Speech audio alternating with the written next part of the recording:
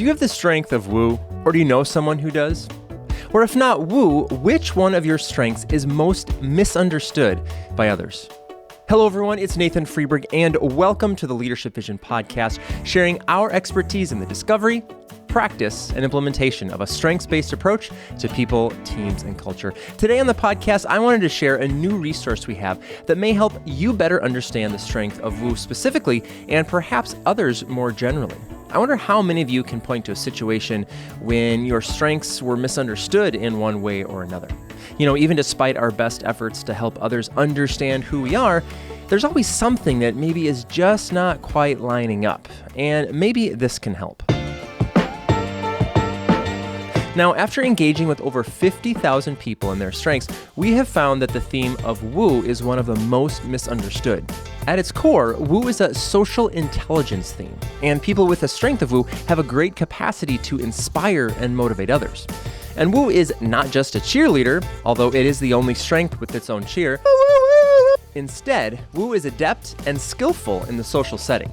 And we know that each person has a unique expression of their strengths, but how do you know what that expression is? When two people share the same strength, how can you determine the similarities and differences?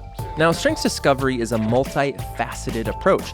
It takes time and a willingness to lean into our strengths with self-awareness. When we become more aware of our strengths and how they're showing up in our interactions with others, we're better able to ask questions like, how am I coming across? How am I communicating in a way that's interesting and helpful to others?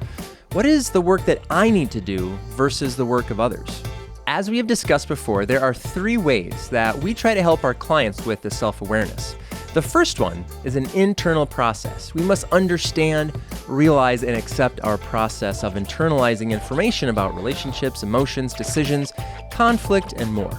Whatever that internalized process is like for you, name it. Understand what feels good about it and understand where the dissonance lies. We can use this dissonance to draw, dotted lines back to our strengths. The second one is an interpersonal process. This is when we get an outsider's objective perspective. We can share things with this trusted person like, I really felt anxious when I was asked to do this thing at work. Or maybe it seems like I often jump into decisions when others can't. How does that come across? If you're familiar with the language of strengths, use the language of strengths to share how you're feeling and how you're interpreting things. This back and forth with another person can really give some objectivity and clarity. And finally, the third process is improvisational. Give yourself permission to yes and, to improvise, step into your arena all over again. Take a new insight and information and improvise within a new context and try again. If, using the example about the internal process about making decisions, perhaps you can be mindful of how you do that at work and then see how that same approach works with your family or on a volunteer committee. Whatever it is, the internalized process and the interpersonal process give you a chance to be more mindful when you have the invitation to improvise and try again.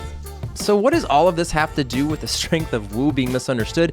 Well, there's something that we've developed that will really help you in that improvisational process after you've reflected on it in your internal and interpersonal process. At Leadership Vision, we've created a tool called a theme print to help you process and understand your strengths. And since woo is one of the most searched for terms on our website, we thought that we would make this theme print available for download for just $4.99. But why is woo often misunderstood? What about it isn't as straightforward as it may appear? Well, Brian and Linda describe it like this. I think that the first misinterpretation of the strength that we'd want to talk about is the fact that it's not always extroverted. No, most of the woo that we come in contact with is introverted. An introverted expression of how someone is understanding and leveraging their social environment. Of course, the extroverted form of the strength of woo is probably the one that we most identify with quickly because we see it. But it's that person who's behind the scenes that's using the nuances of their strength to create environments where people can connect. That's probably one of the more uncommon and more misunderstood forms of woo because we don't see it right away. We don't really notice it because we don't really see it. And that's one of the common misinterpretations of the strength of woo. Another misperception or misconception is misinterpretation, misunderstood. Another way Another way that woo is misunderstood is that, oh, it's the cheerleader, it's the salesman. And if there's anything that makes me cringe when people are talking about the strength of woo, it's just belittling a person or just saying, oh, you're just this. And yes, extroverts give us more data points in the world. To limit it to just, oh, this or that, I think we're missing the boat. And I think that stereotyping is one of the misinterpretations that often comes with this strength, because we misunderstand one dominant way we maybe experience the strength of woo, and then we stereotype every other person with the strength that comes along after that. I think the invitation here is to, push aside any stereotype and be willing to be surprised by one's unique expression of the strength of woo. And be open to understand what is their reason for expressing their woo. Yeah. There's always a why to the woo. Always a why to the woo. So you want to ask yourself why, or ask this person, why are you wooing? And be willing to be surprised by their answer. Another misunderstanding with the strength of woo is that woo is always on. We often hear this as the person they're always ready to be in front.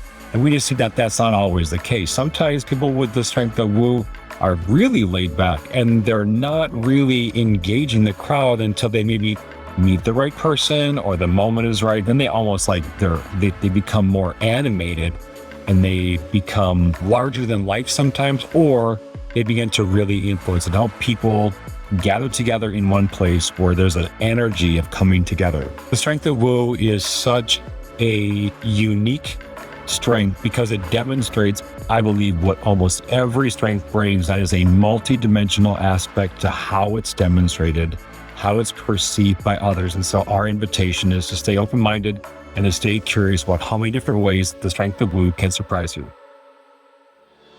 Now, the content of this download is new and exclusive to this theme print, meaning it's not online or in any books or found in any other curriculum. So if you'd like to learn more about how you woo and perhaps feel less misunderstood by others, click the link in the show notes to download this helpful resource today. Thank you for listening to the Leadership Vision podcast, sharing our expertise in the discovery, practice, and implementation of a strengths-based approach to people, teams, and culture. For more resources about developing your strengths, the strengths of your team, or the strengths of your entire organization, click the link in the show notes or visit us on the web at leadershipvisionconsulting.com. I'm Nathan Freeberg, and on behalf of our entire team, thanks for listening.